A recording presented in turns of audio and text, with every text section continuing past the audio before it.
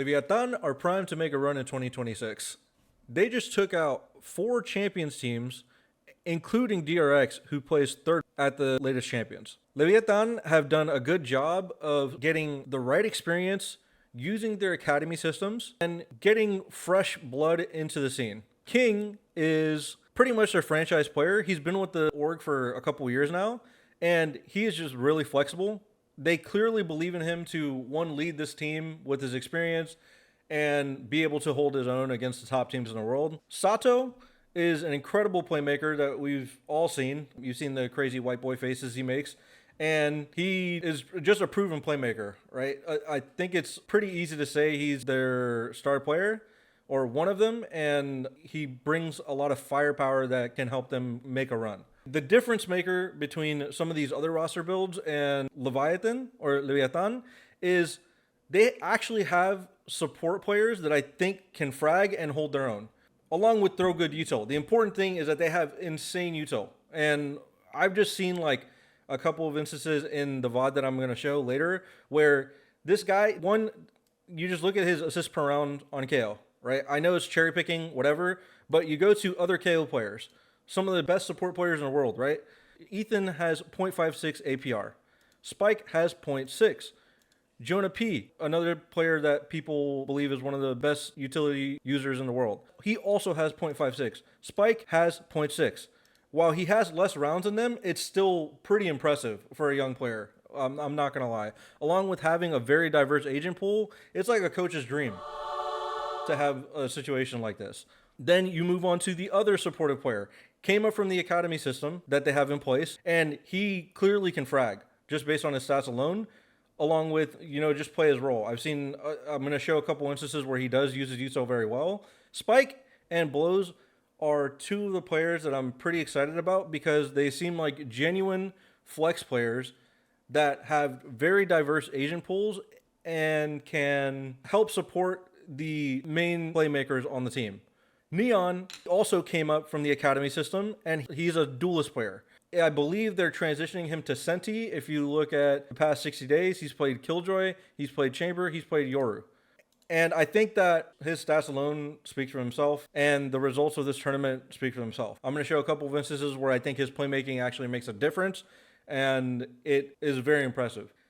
Owner was part of the 2021 crew team and the academy team that was used to move up into VCT this year. So looking at 2021 crew, they qualified for 3 internationals, and at Champions 2021, they placed 3rd, 4th. That's a pretty good resume, along with building the academy team for last year that went almost undefeated. They just had a really good record, a really good run. Another note about him is he's also worked with King, so I feel like there's some synergy there.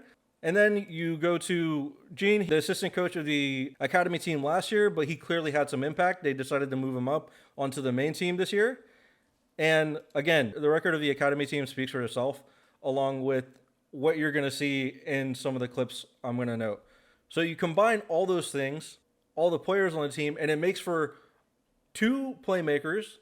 You have 2 supporting casts, and you have an experienced IGL that has been part of the best in the world and has been through hard times. I feel like it's pretty hard to not be excited about the team. Going on to Neon's playmaking, he is going to get flashed off this angle, and you're going to see him get flashed off the angle. He's going to be behind the wall, but he's going to make the decision to actually go and hold the wall and fight with his team over and over again because he needs to do that, and fighting with your team is very good. The point is he's just not afraid to fight. So he gets flash off. He's holding the wall. He hits a nice flick, instantly TPs out, and then he's going for another fight. Even though he lost a fight, he's willing to just go and make the play. Another instance of his playmaking. Right now, EDG are droning up B long, and he's going to take a timing peek to punish anybody that's lazy.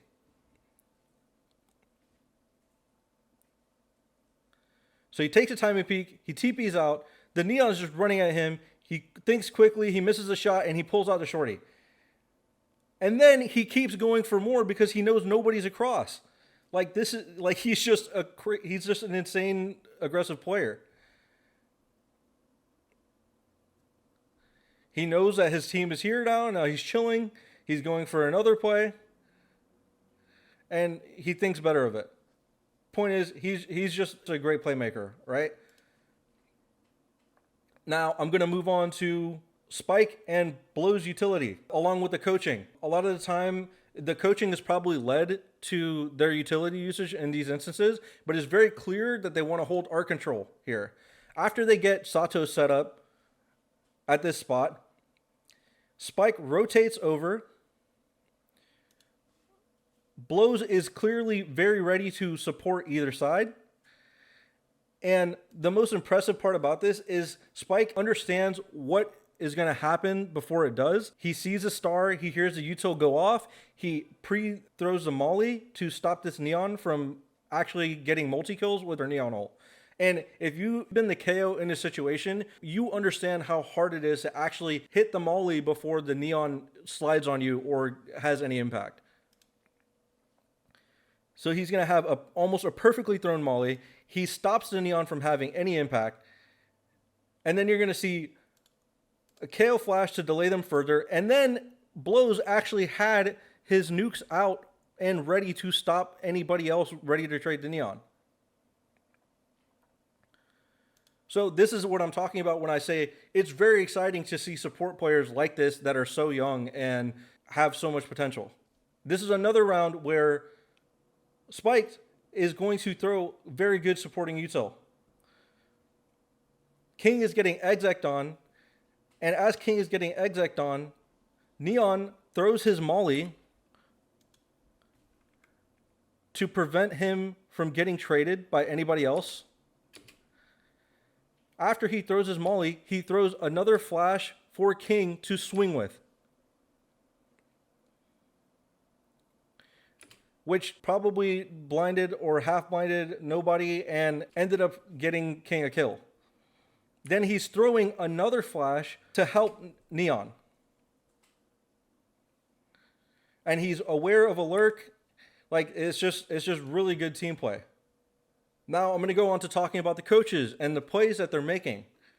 So this is a trap play that is designed to be activated off Tejo's contact, and the Waylay ult should have been a little bit farther to the left because they have a KO flash right next to Waylay that is going to blind anybody that runs past the ult.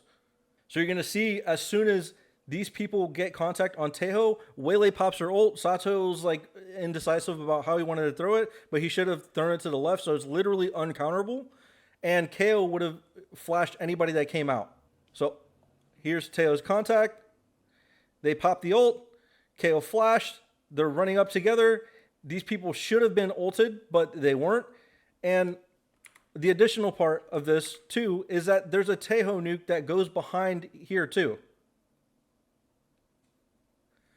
So it's just a really well drawn out play that it could be the players, but I'm going to say that that's a coach play for sure. Like, I don't see players coming up with that normally. Another instance that I think is a result of good coaching. These players are playing retake when they have two ults. Now, keep in mind, this is the first tournament I think this team has played. So getting concepts like this down you can slip up sometimes, right? So we're going to see Spike's util along with good retake ults, okay? So Lev are playing retake A, Sato is playing back, and Spike is going to flash Sato into the first angle here. And then they're going to start the retake. You see the star go down. They're getting ready for the retake. There's a Tejo ult that forces anybody to play in. And there's a KO ult that stops them from even using any counter util to stop the retake. So you're going to see... So just rewatching this again. This Tejo is not taking this fight because he knows his Neon could be here. They flash to take spawn. KO popped his ult and Tejo popped his ult at the exact same time so that no counter util can come in. And it's pretty. This Neon just feels completely helpless. When they come in, their spacing is very good. Spike is throwing util to flesh out this angle, which kills the Yoru. These people are behind a smoke. And the Astral comes in to just secure the round. Was it necessary? Probably not, but that's kind of hindsight because she probably pre-threw it. But that's just another round where I feel like the coaching had a big impact. Now I'm going to go on to the next round that puts it all together. You put all of these things together, and I think that you go into a team that looks like an experienced team, even though they have inexperienced players because of all the things that we just listed out. They play this anti-eco round very patiently, even though King ends up dying here. So he gets killed, right? All good. Usually people are freaking out. They're like dry peeking solo or whatever. The chamber doesn't dry peek solo, right? These people are swinging together and clearing the angle. They know that somebody else could be here. This is where I think this play gets insanely cool. They know somebody else can be here. So they're calming. Teho nukes this off angle so that Chamber can get a better angle on the Yoru. Right? This is blows util. So Chamber's peeking deeper. And then Spike throws a supporting flash to blind this guy. And Sato also throws a hinder to blind this guy, even though this should be like an ideal fight already. So these people had the patience to actually go re-clear mid after they lost mid control and King got fragged.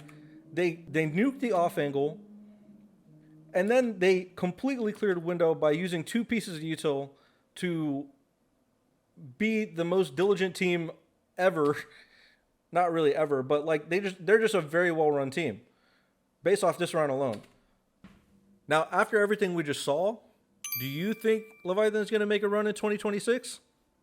Let me know below.